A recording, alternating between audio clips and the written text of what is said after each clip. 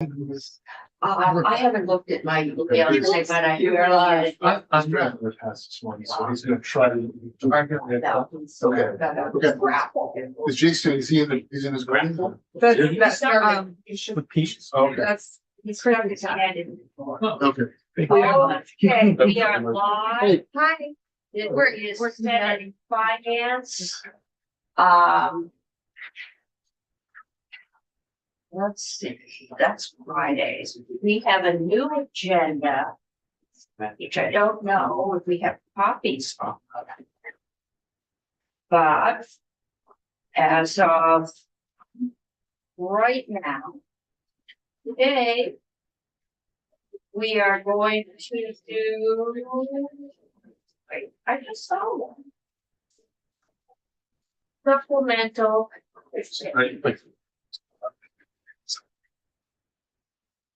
Yeah, we're going to do relating the transit, education, governance, quality and finance system.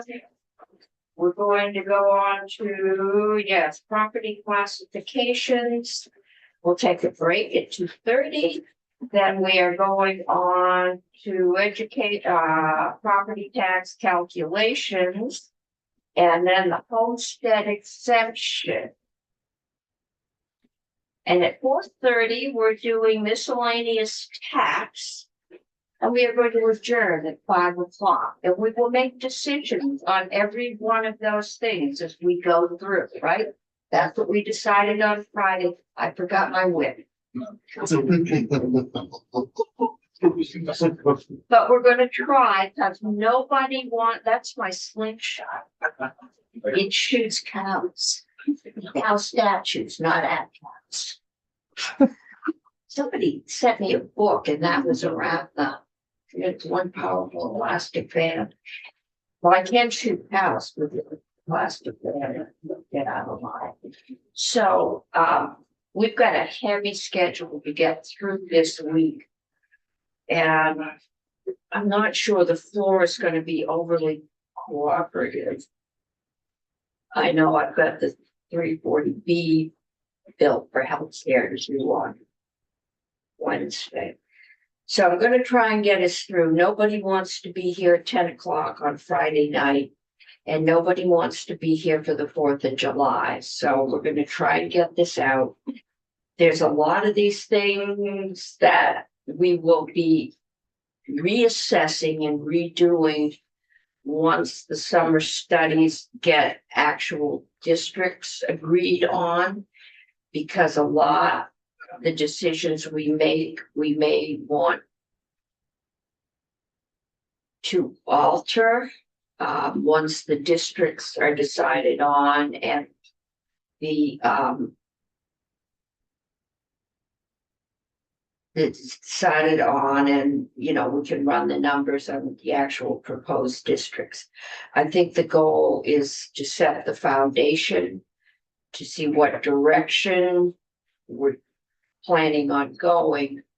Find something everybody can agree on so we can go home.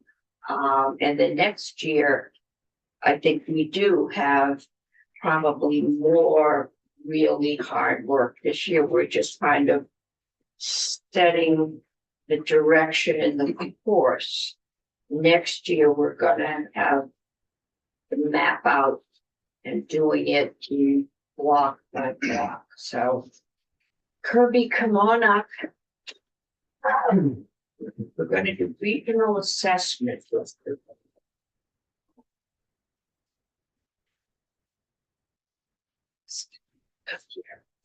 Spread out at the whole half of the table. The whole half of the Okay, good afternoon, everyone. Kirby Keep, Legislative Council, as the chair mentioned, we have a tight deadline. By 1:30, we're hoping to get regional assessment districts all settled on. Oh, Kirby's got his whip. Yeah, I've been told to have to the whipping, and I'm gonna do it. So the chair asked for some language to be prepared for today. And so we're gonna jump into that. The the overview here is that the regional assessment districts language is to be under what we're looking at would be to remain as it is. With the study that's accompanying it having some tweaks to the language from feedback from the Department of Taxes. So it's pretty straightforward, not drastic changes, but as a reminder, I can run through that language right now. If that's what you want to do as a quick refresher. Where in the bill? That's It's way in the back. this is a standalone document that's on the website today. No, I know, but just so I can see, because you're taking out a bunch of things, right? So if you're looking to look at this, you would have to look at the ad passed by the House version because the Senate amendment, citizen amendment did not include Okay, these sections. do you know where? Section 62. Got it. Section. But there is a smaller 10-page document with just the information that I'll be going over today on the website if that's Yeah, I'm looking at that. so it's page 3 is what we're jumping in there because the other stuff related to classifications, which we're not doing quite yet.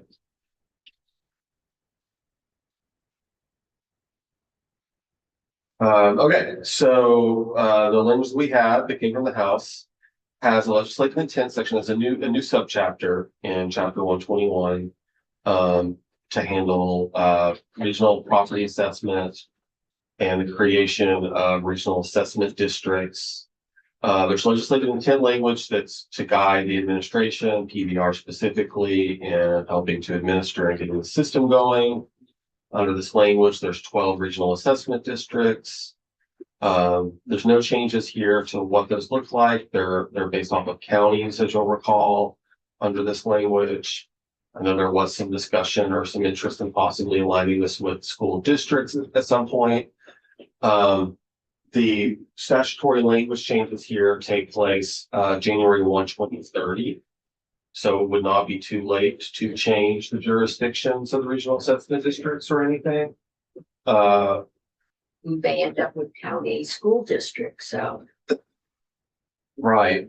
So just to flag that even though this is in the statute, there's an opportunity for other future legislatures to make the changes that they want. The way this is set up is you have those 12 regional assessment districts. They are to be run locally under the language here, where the municipalities work together. PBR helps facilitate that, but the language is not written in a way in which the state is directing stuff like top down. PBR is to issue standard guidelines and procedures and may adopt rules to help facilitate these regional assessment districts. Includes guidelines for contracting with third parties, because as you heard, a lot of this work is done by firms that are hired. During the testimony, you heard concern over whether there's enough firms out there, large firms, to do one whole district. But under this language, I've also reminded you that this language does allow a district to use multiple smaller firms if it wants to, for PBR to help with that. So beyond having guidelines for contracting with third parties, PBR is also to put out some guidelines and procedures for collection and recordation of parcel data.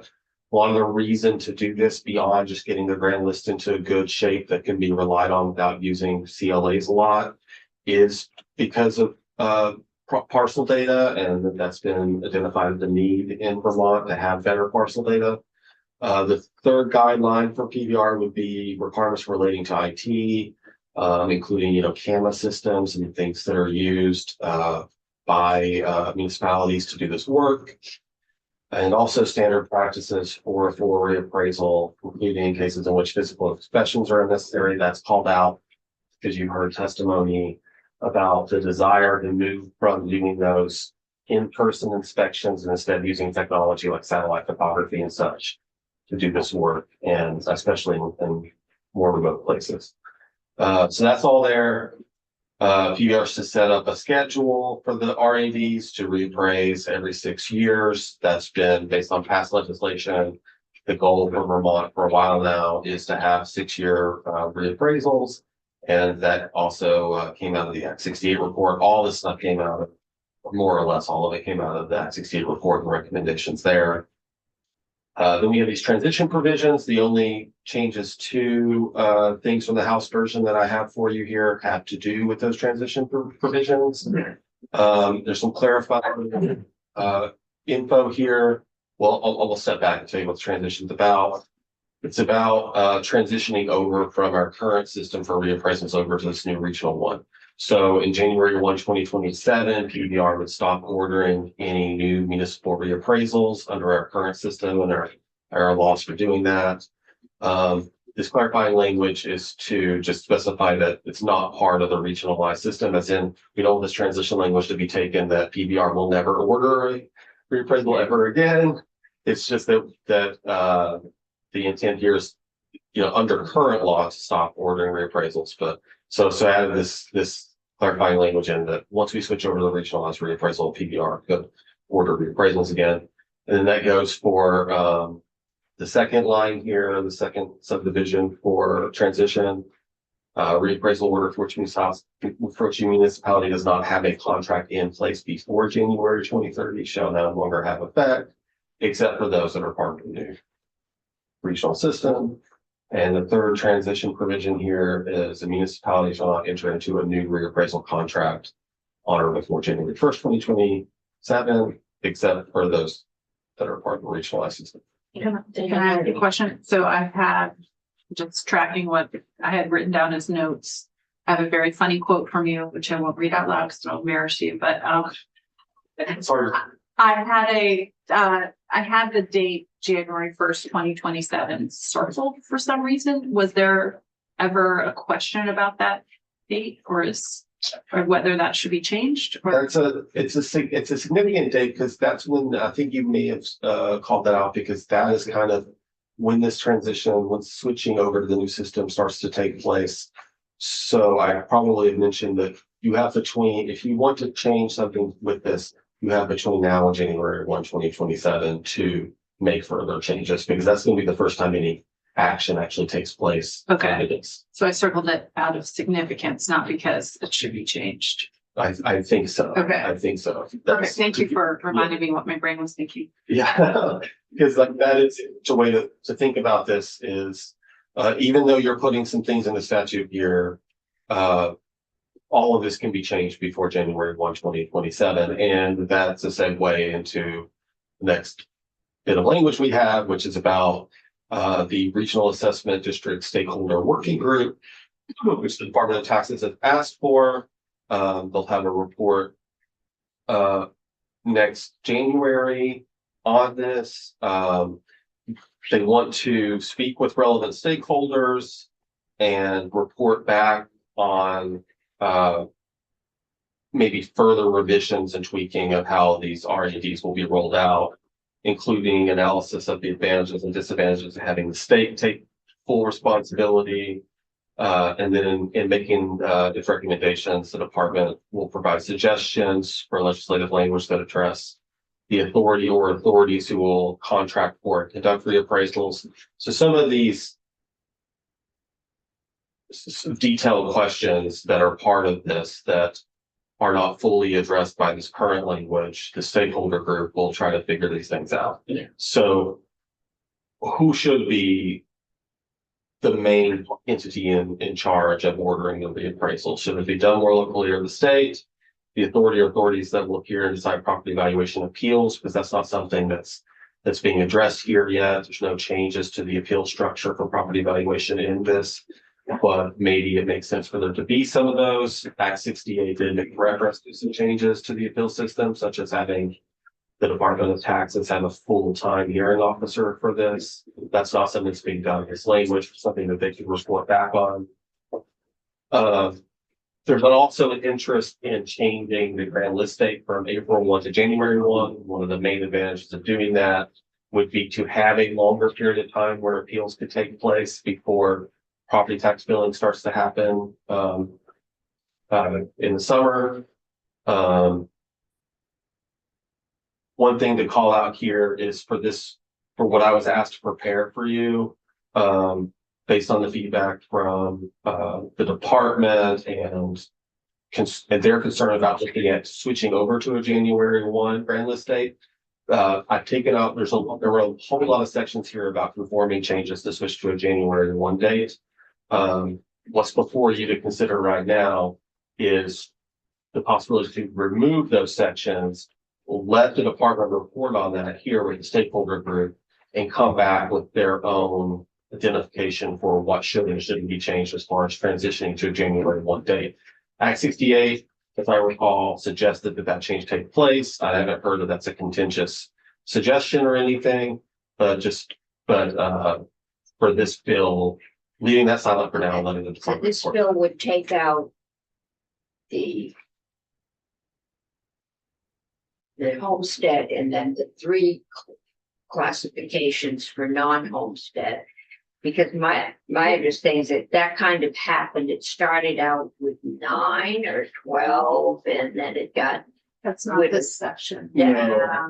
We'll be talking about that in 11 minutes. oh, that's not it. Yeah. So this is, This is the RADs, the reappraisals, okay, just that. And so the language is mostly the same, with just a few tweaks, like I mentioned. But there's also the question here is, would you like to remove all of the conforming changes for the grand list date change and just let that be handled by the department with their report and their stakeholder group? Why would we remove it? Is it just because you think they might not go to the January 1st? Because I think that was, I think so that they can take that into account with all the other things they're looking for and come back with their suggestions. You did hear from when I think it was Jill and Jake maybe, but the department testified at one point about in those conforming changes, there was a move relating to the current use applications, and they thought that should not happen. And so that was just like ledge council going through and trying to identify what needs to be switched over and changed.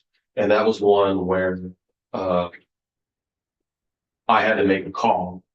And then they said, well, actually, now that we think about it, when we've talked to Forest and Parks, we don't want that change. So for them to go through that process for all of the questions, so it's all right, this it's a technical, it's it's really a not quite technical. ready for prime time. The stakeholders at the department They were- and everybody else needs some time. Mhm. And they were gonna do that Figure out anyway. what They were gonna do that anyway. So really the question is, do you want to just throw all this conforming changes that Ledge Council identified in and put those in for an effective date in 2030 anyway? Or just leave that alone for now, let the department come back and I think that they'll probably work off of that work that was already done. It's just, we won't be putting it in the bill yet. Which means we won't be putting it into law yet, so we won't have It to wasn't go gonna back be, and notwithstand it. it wasn't gonna become law until 2030 anyway. Okay, later effective date. so yeah, just Yeah. let them work through all the details. And so that's it for Okay. the RAD stuff. If you want this to be the language that's in your committee amendment, let me know. If there's anything about this that you want to be done differently, that's what the discussion for it. Let me Okay, just raise one question Yeah. about taking this language out. I think it's fairly important we may not know all the details, but we know what it is that we want done. And the more information that we can give the public about what we want done and when, I think that's important. And so in the decision to take something out that we more or less know it's going to be done, is that the best thing to do? Or is there a middle ground somewhere? I mean, if you want an indication that you want this done, it is in the stakeholder report that you're asking the department to come back with amendments necessary to conform statute to the change from an April 1 to January 1 grant list. That's probably good enough then. That's probably. Yeah, and I mean, the legislative intent and the creation of the districts and everything is in here. That's probably- What you're proposing to take out is merely just conforming date changes, more or less. So I think that would be fine if the tax department had asked for that. yeah, I get what what we want done is we want to go to regional appraisal districts. Yep. And the department's been working on it. But we heard concerns from appraisers, we heard concerns from towns. So this would get the regional working group together to work out all those. How would you decide how the towns pay for and divide, and you use drones to take pictures and all of those things, and then they would have to come back to us, right? Okay, Yeah, so it would basically be the department would come back and give you everything you would need to finish this work next year. Is I think the idea for, and there's gonna probably be some policy decisions next year when yes, when it comes to what the REDs are really going to look like in the final version. But for this is more on the technical side, the switching to the grand state. I don't anticipate, from everything I've heard, seeing the Act 68 report and everything in this building, that there's any intention from anyone to not switch to January 1. but if they find a really good reason why they shouldn't, then this will allow them to come back and say, well, have you thought about this? I think it's going to be more technical. Yeah. These are all the things you need to change Yeah. to make that happen. Okay, Senator Chittier. I support this. I think it makes sense, and it makes sense to close this section out so that we don't need to come back to this Thursday night at 11 p.m. I'm fine with just. That's my next question. Are we okay with this section? It's this thing that works for me. Okay. We are on a roll. We are 5 minutes ahead. All right, Let's let's go. keep it going. Already All right. 5 more minutes about classification. Started something easy, so. Yeah. That was my idea. We're gonna get rid of all the easy stuff. So we can, The next part is not gonna be as. that part is not quite so easy. So, Okay. so classifications is the next part. We can keep going, if that's okay. Okay, so for the language I have for you to look at, I tried to just pare it down to the decision-making stuff. So, some of the classifications provisions do affect, 32 VSA 5402, which is about education tax liability. I didn't include the language here because there's a lot of changes in John's sections relating to that. And the classifications only come into it with, if you have 4 classifications, then we had to change that statute to represent that. If you decide not to put classifications into law, which is the language I have for you, is a version of that at this point, not put that into law, then we wouldn't have those provisions of 5402. So that's just to let you know that in John's sections, a change would happen if you decide to go this way. But to save space, I did not show you all of that.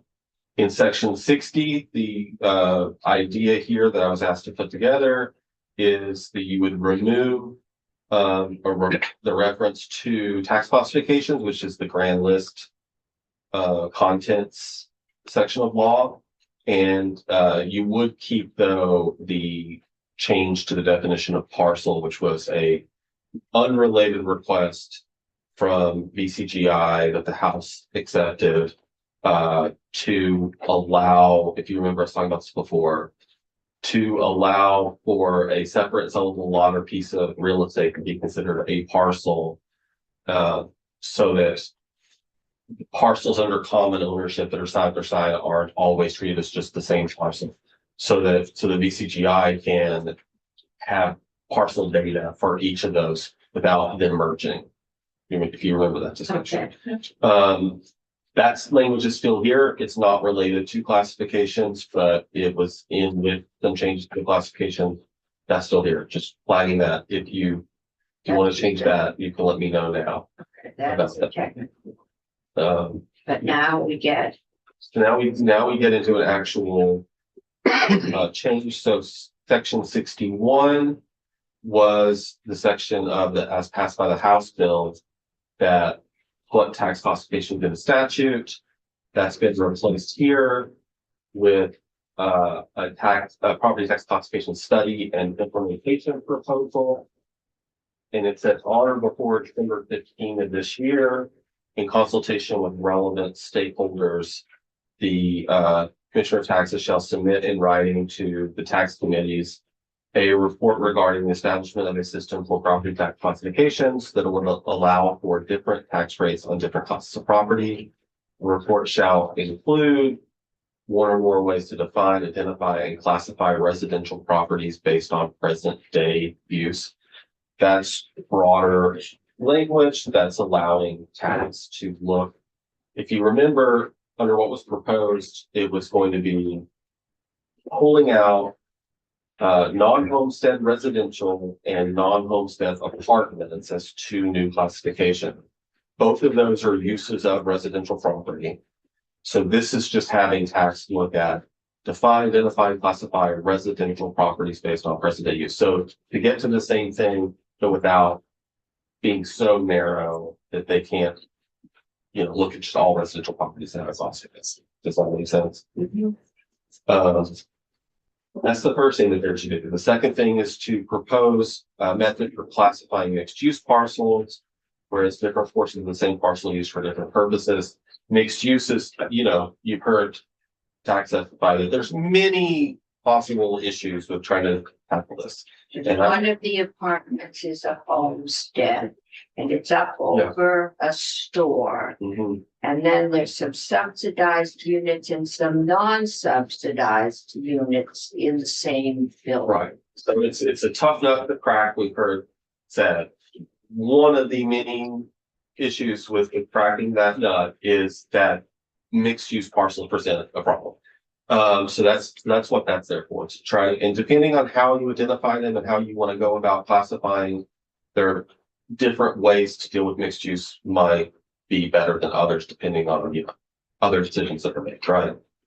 So the third thing the tax is supposed to come back with here is a proposed method for collecting the data necessary to administer the proposed tax classification system, including a description of any new or revised forms. Again, it's a difficult issue, and one of the things that's difficult about it is getting the data that you need to actually administer it. For instance, we don't have the data to know every apartment that exists in the state right now. We don't have We've tried. we don't have the data to know every house that's right now being used as a second home.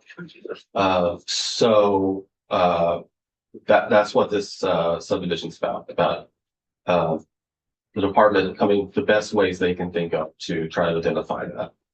The fourth one is a proposed method for appeals. We have an appeals process for property valuation. Since we don't have an appeals process per se for this new classification system, and so at least some thought would go into that.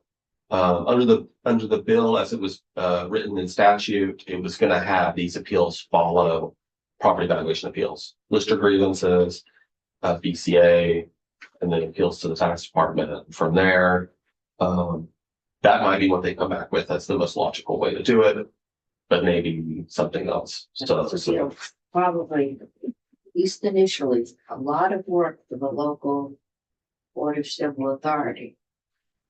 If there's. Yeah. They would have to be brought to speed as to what a property and classification. that's exactly part of the reason why this is something to report back on, because if it is anticipated this would drastically increase appeals, maybe it makes sense to not follow that system and to have tax handle them all or whatever. Probably mixed use would be the one that would. And it just depends on what they come back with. If it's a lot of attestation based stuff, there might not be a lot of appeals because it's just could be more of an honor system. If it's the state deciding how to use your property, that's going to maybe lead to more appeals. So these things are all interconnected, and tax has said the reason they want a stakeholder working group is that they don't feel like they have all the answers, that they need other people to answer parts of these questions for them. Subdivision 5 has tax come back with proposed methods to ensure taxpayer compliance with the new system, including ways to prevent taxpayers from circumventing legislative intent. Tax property used primarily as second homes and short-term rentals at a higher rate. this topic has come up a lot. I think Senator Brock has pointed out that a person could create an LLC and use entities and rent to themselves and come up with clever ways to get around whatever system there is. So there's a provision here asking to look at that question, you know. And that's the study. That's what you're asking tax to report back on before next session to revisit this.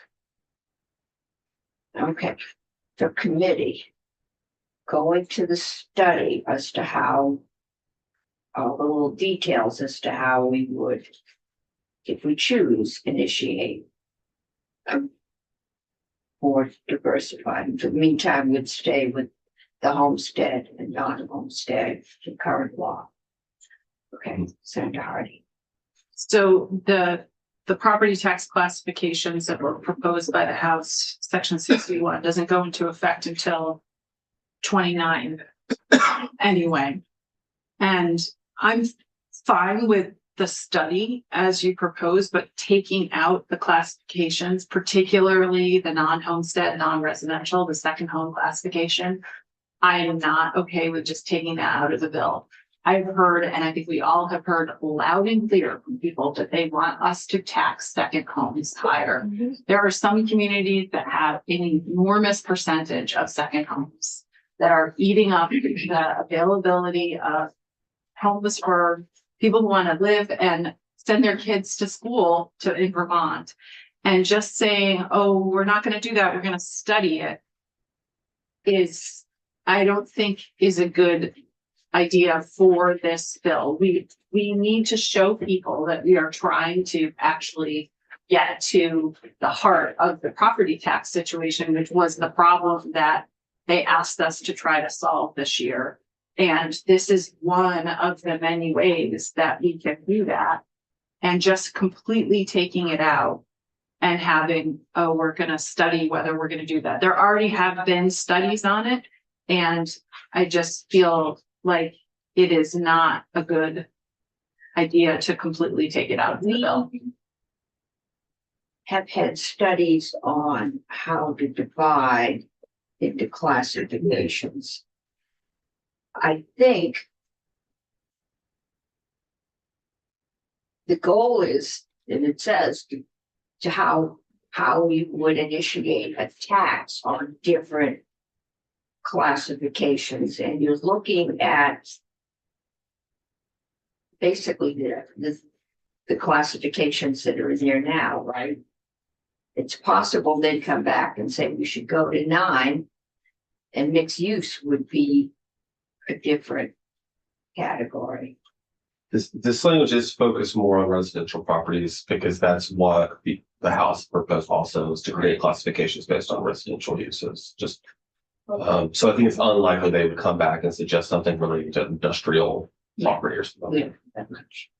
No, I mean, this is taking it a step forward as to how would we initiate a tax. I just feel like we can do this report, but leave in the language about the different classes and leave in section 61 and have this report about how to implement, make it more clear about how do we implement it. There is a report already, the tax classification implementation report, and maybe in that section 61B, maybe we, make that more comprehensive and include the language that Kirby has here.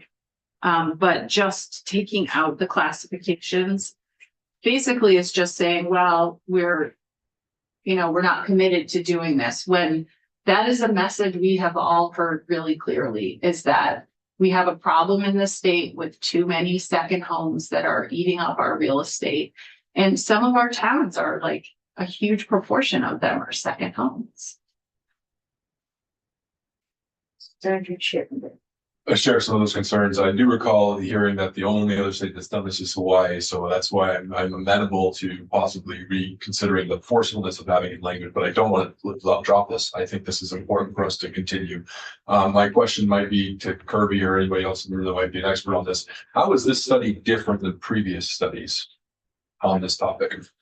There was a second home study done a few years ago with like identifying passive second homes. And so this topic has been talked about for a few sessions in a row. What came from the House, the language around it was one attempt at getting at that thing that's been talked about for a while. There were many iterations of the House. It started, you mentioned Hawaii, it started much more similar to Hawaii, but Hawaii's system is based off of their zoning largely. And if we could do that, it would make it a lot easier. But we don't have universal statewide zoning. And we definitely don't have zoning that's meant to overlap perfectly with this kind of classification and tax rate concept. So since Vermont's so far away from that with what we already have, it's really about figuring out how to we can't copy Hawaii. I think that's pretty clear. So how do we develop our own? Hawaii is useful in knowing that this is a concept that is done. Just like in vacancy taxes or something that are done in other jurisdictions too, that are similar but different. How is it different than anything? I mean, the same problems exist. I think that the report that you'll hear back on this is going to be that, yes, the same problems that you've heard before when taxes come in and pointed out the problems in implementing this, that they'll continue to exist. And the difference being that you're making tax pitch something to do this. That's different. I mean, that. Yes, we were asked That's to do this. so I guess I don't know. I guess putting that fire under them, I think, might be the difference. Seems like progress. I think a couple things. One, what's in the bill is not what Hawaii has, just to be clear. Right. I mean, and what Yeah. the House started with was more like Hawaii with the 9 classifications, and then they backed off on it and narrowed it down to just these 4. And there are states that have more than 2 classifications that are not Hawaii.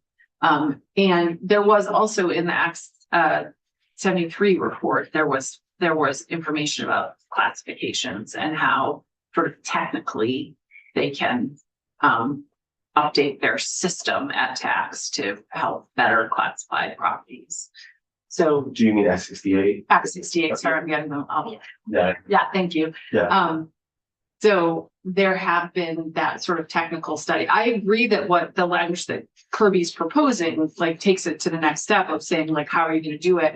I'm just saying, as a sort of how the optics of us taking it out of the bill is basically like, we're not really committed to doing this when we had been, this has been a thing that has for years been a proposal. Tax has worked on it. They just haven't gotten to the point where they are ready to implement it. So yes, we want to have an implementation plan, but, even when they testified, I remember Jake saying, this is the one classification that we know the legislature is really interested in, and sort of kind of like, we'll give it to you almost. He didn't quite say that. So not putting words in your mouth, Jake, wherever you are, if you're behind me. But I do think like taking it out completely out of the bill is signaling something that I don't think is a good thing to signal. Just to confirm, it just crystallize this point. I think I heard you say other states have different rates. So I could see that point, but I thought I heard testimony that no other state other than Hawaii taxes second homes at a different property tax rate. Is that correct? Yeah. I don't know if I can say that with certainty, actually. But I saw a nod, so that somebody has said it, not you, but it has been said. I think I've heard it. I've heard it in testimony in here. Because I've looked at it, and yes, I wasn't sure. Some of them are in their more local taxing ordinance. It's proximity to the ocean, proximity to ski mountain. It's more Hawaii's not the only state that's attempted to try to treat second Right. homes differently for taxes, though. I mean, that is certain. I mean, New York City's made attempts. I think maybe even New York State law. I mean, there's different variations of it. So, But not successful. They've all attempted, but not been successful. I haven't recently checked to see where some of the legislations for jurisdictions have gone. I mean, it's a relatively new concept to try to get at it. And And different Yeah. municipalities have done it too. we look at second homeowners kind of like they're amorphous. They're all out of staters. They're all rich. There are a significant number of small business owners, workers, and shopkeepers who have a family camp on Joe's Pond or Woodbury Lake. And they are not rich people. Some of these you could live in year round, some of them you can't. But right now, we don't know if we can differentiate. We don't know if we want to differentiate. How do you classify a second home that's got water that comes from the lake, so you have to bring in your drinking water? But it's habitable, it's got heat, it's insulated. I think we're moving forward on this. This is, how are you going to tax them? Not, are they there? But this is taking it one more time, and we may find out that we need more than 3 classifications. We may find out we need less. But even apartments aren't the same. We have subsidized and we have some pretty high end and everything in between. Senator Beck, did I see your hand? I can do the study language, but not more than that. I mean, I don't even feel like the problem is very well understood. I mean, I haven't seen the data to indicate that secondary homes have increased or where they have increased or not. Is it because that practice is increasing, or is it because we're just not building residences that people live in? And just politically, I think to put this idea in this bill, which is a must-have bill, I think it generates no votes. And so I would say that the study I can do the study, but I think beyond that, I think creates problems. I just wonder, I share some of Senator Beck's concern, but I also would be interested to know whether or not we've done any studies of the economic impact of such a tax. On the one hand, in terms of what it could give us in terms of revenue, but then second, what it might do to the second home market, to values, and also what it might do to people coming to Vermont to buy second homes. For the revenue that it might raise, the increment that we put on it, would it have an effect of, in fact, reducing the market and lowering value and almost cancel itself out based on consumer behavior? And that's an econometric study. I am trying to watch Canadian real estate in this state. There is a significant amount of second homes owned by Canadians. Yeah, and the urban legend is that they are selling. I think we need to watch that, but it also would be a good time to find out if in the process of selling, are they being bought up for full-time housing? We might find at least this kind of an initial temperature check from our friends, the realtors, who might have a notion as to whether or not that is happening and to what extent. I just see in my town, in the district that I represent, in the almost 25 years that I've lived here, seeing the proportion of second homes go up. And the number of kids going to those schools go down. So we're basically pricing out people who want to live and work here and send their kids to our schools. We're pricing them out of a lot of our towns because people want to have a second home in Vermont. And I don't have any problem with someone wanting to have a second home in Vermont.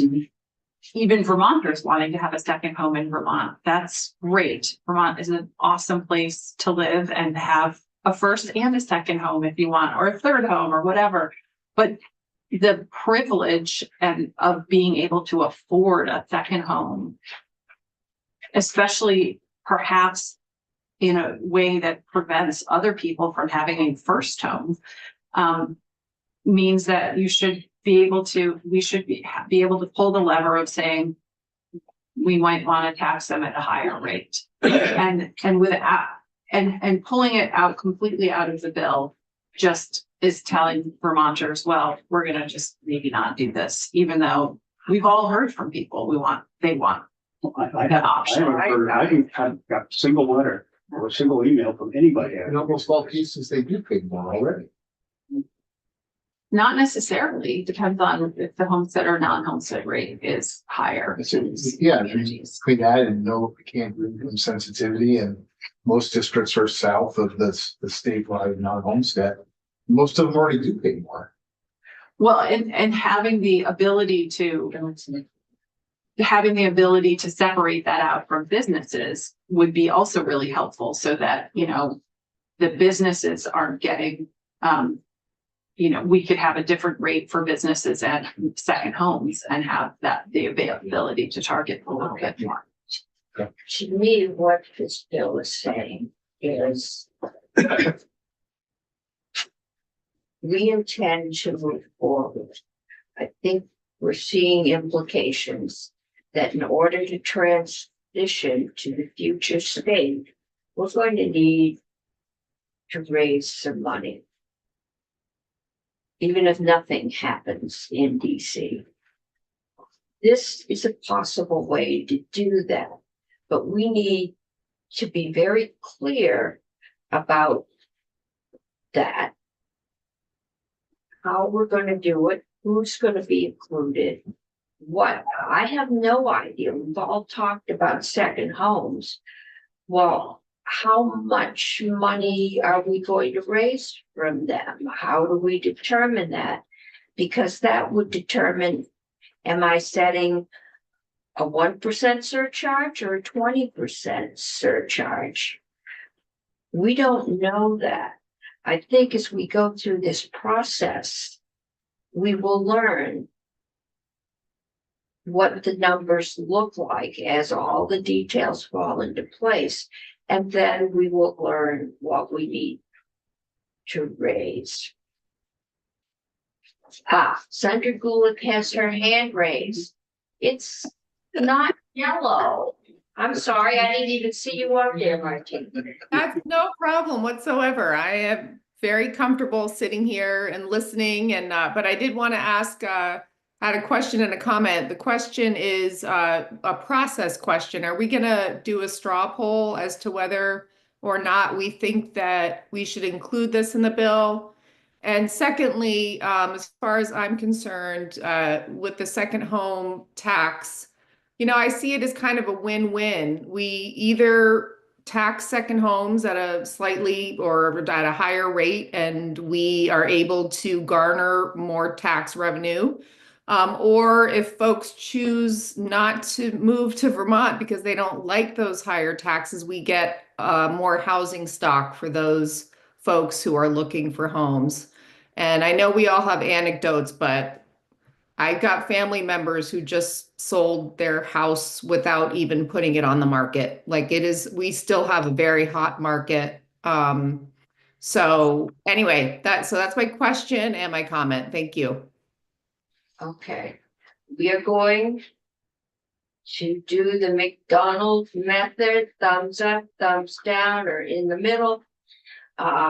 Before we make a decision on any of these things, I think we asked the realtors, do you know if there's been any movement in Canadian property? Can you determine that yet?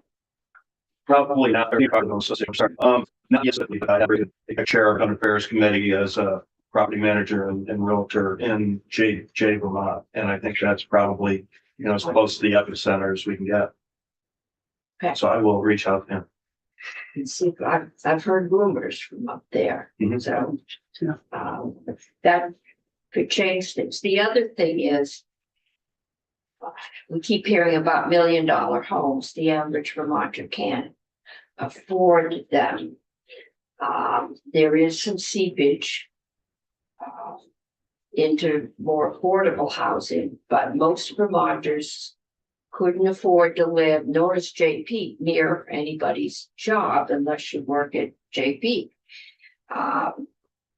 So there's just, before we pull the final lever, the intention is that we are going forward with the classifications. The study now is to say, before we put them into law, we're going to look at the classifications. We're going to look at the numbers with this, because this would be property tax, and see what the impact would be. And we're going to look, I think, also at the market and any impacts on the market. So if you're starting to do a straw poll, I'll say I support this new language to do this study because the following reasons, it is not easy to do this. Other states would have done it. I do see this as progress, but I will, for the record, state, anybody on YouTube and otherwise, I want to tax second homes more.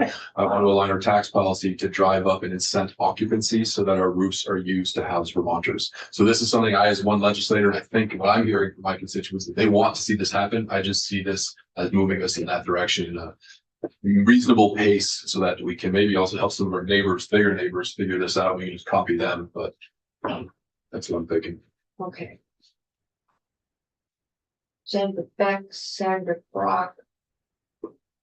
You're I don't know if he wants to tax. going to the study. I think I heard I'm Sandra, not interested. you're going to the study. Fine, to do a study of that as well as a number of other studies is fine. Say we're going to do it, it's not fine. Okay.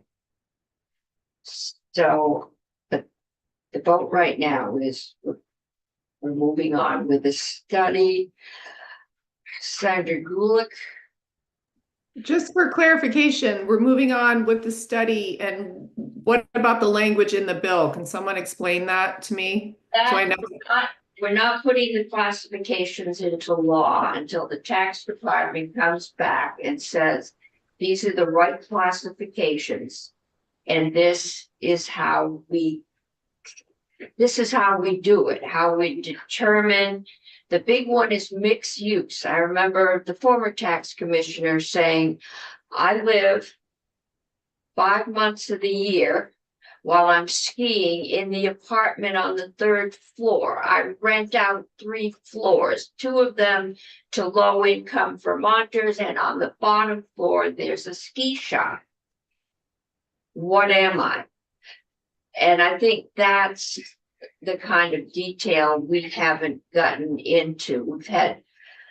It took a long time to get B&Bs where you live in the house, but you rent out a room and provide breakfast. How much of your living room is your space if somebody gets to sit in it for 3 months of the year because they're renting a room in your B&B? So it's that kind of detail I think we're looking at. Okay, well, yep, I definitely support a study, and then we'll get a report back in, what was it, January or? So we will be able to act in January. Okay, great. When Thumbs up. Okay, When will the study be, when are they supposed to complete the study by? December 25, December 15th, I think. Okay, all right. Yeah.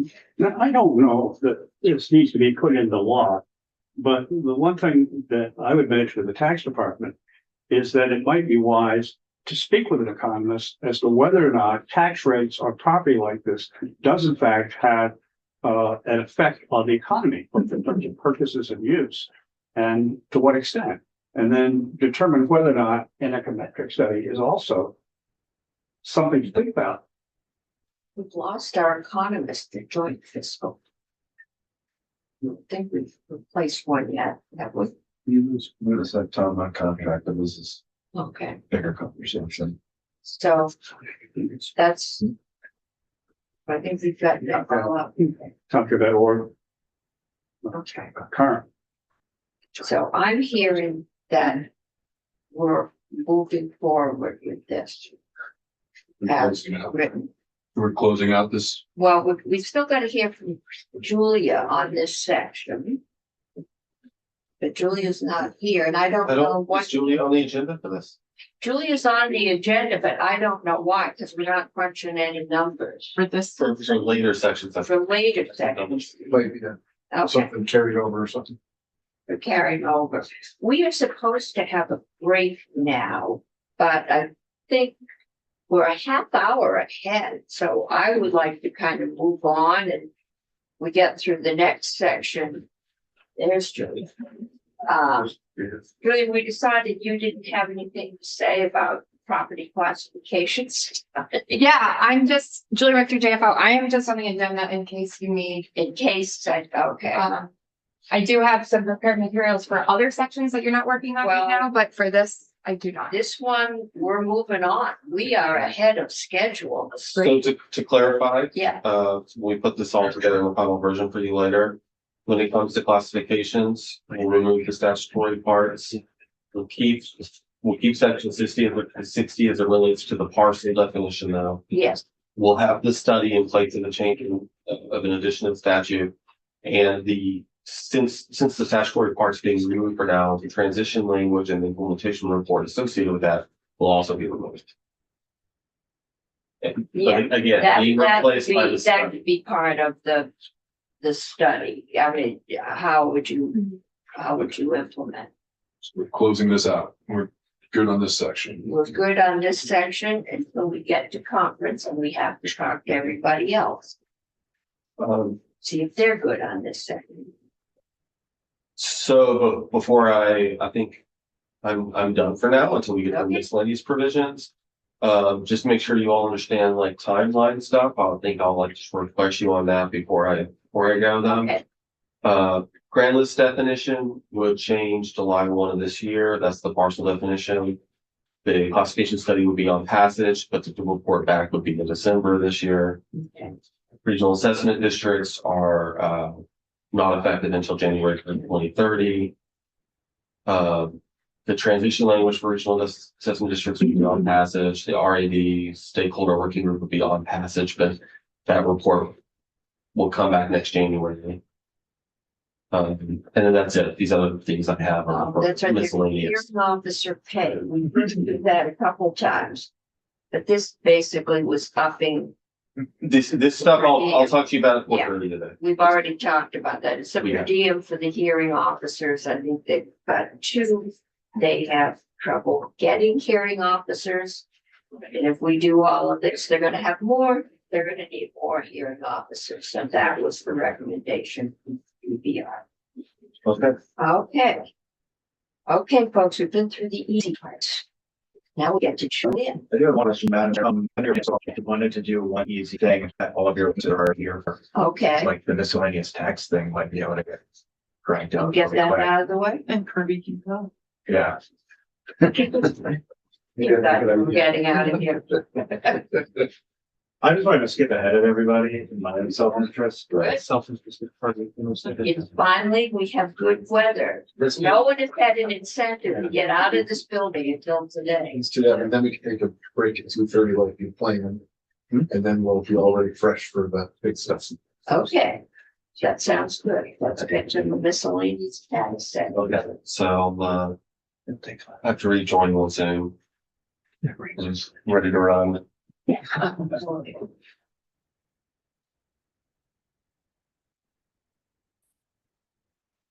Oh, Chris Root's section. He just wanted to get out of here. Yeah.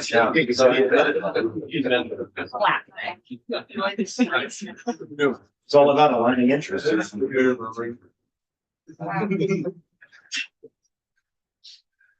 Okay, it's miscellaneous, it's miscellaneous tax. I only have one document. If you have that document that I share, Yeah. it's at the bottom. There's only 4 sections. Okay, Oh, it's all per next time, okay. It's, yeah, the short doc that I put on, starting on the very bottom of page 6. So yeah, there's, Okay, got it. we've been through this a few times, I think, but there's 4 things that came over from the House that were miscellaneous provisions. The first one is to put some language back in the statute that was inadvertently taken out a few sessions ago. Okay. No substantive change here, just a matter of housekeeping because it was accidentally removed. That's section 91 as passed by the House. Okay. The next provision is, this is the tax sale to have a $1,500 minimum before a tax sale can be initiated. This came over from the House after there was a report back. There was the tax sale act that passed last year that had a working group. That working group consisted of legal aid, League of Cities and Towns, Bankers Association, I believe the Realtors Association. Not in this group, but. No, not working group, but there was a working group, but Okay. people on both sides of it. They had some charges under that working group to look at the issues and come back with recommendations. The only recommendation that they all agreed on was the testimony and Ways and Means anyway, was to have this $1,500 minimum to initiate a tax sale. And so it wasn't a lot of testimony. The House accepted that recommendation and it put it in the bill here. So that was that work group recommendation. That was the one that Alan Garrity, if you remember, they hadn't, I think there'd only been like one that reached that height because we got a tax sale. So yeah, you did hear Before that. you heard some testimony on that. Yeah, I don't think you did hear from the working group in this committee, only No, because we just heard no. from the working group. So that's what that change is about, that recommendation from that working group.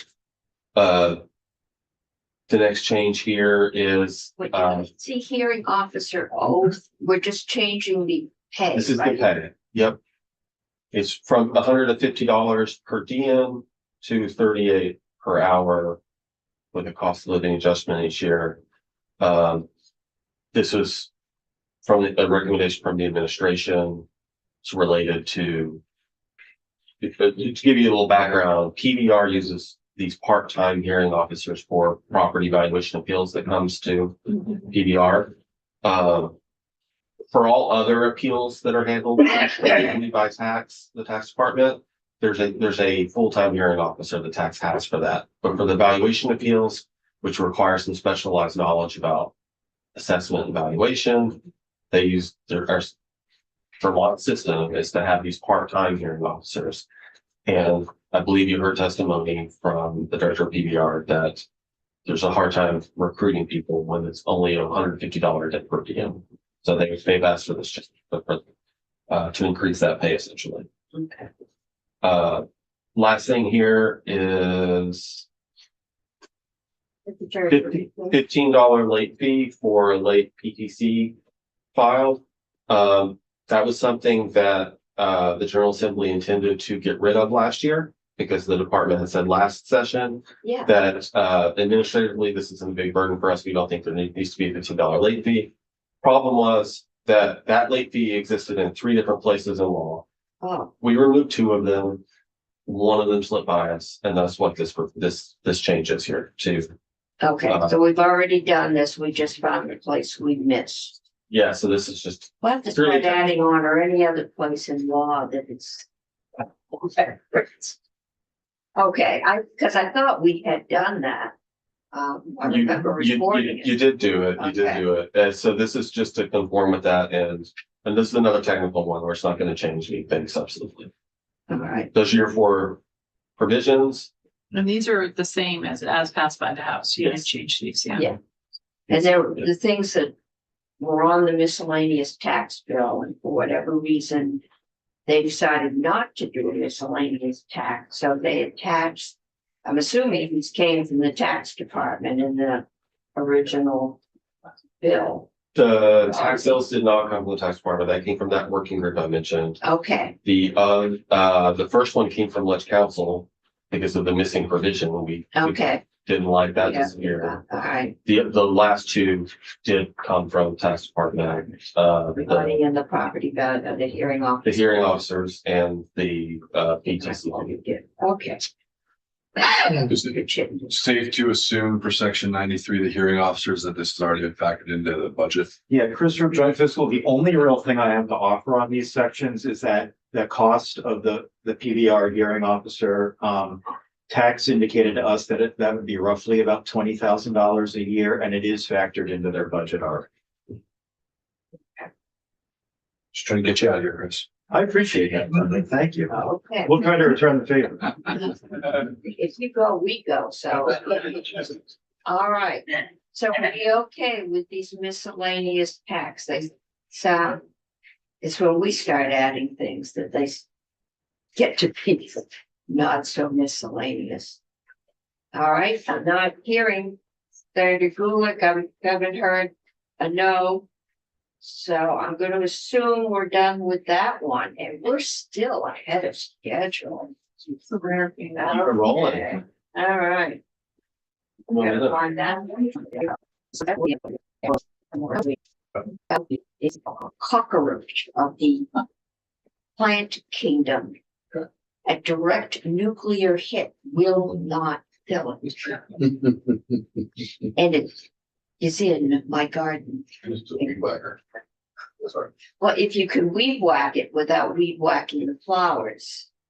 My husband has a hard time differentiating. All right, we're gonna go to property classifications, calculations, yes. Would you like to, or do you want to take a break You first? wanna take a break? 5 minutes. Let's take a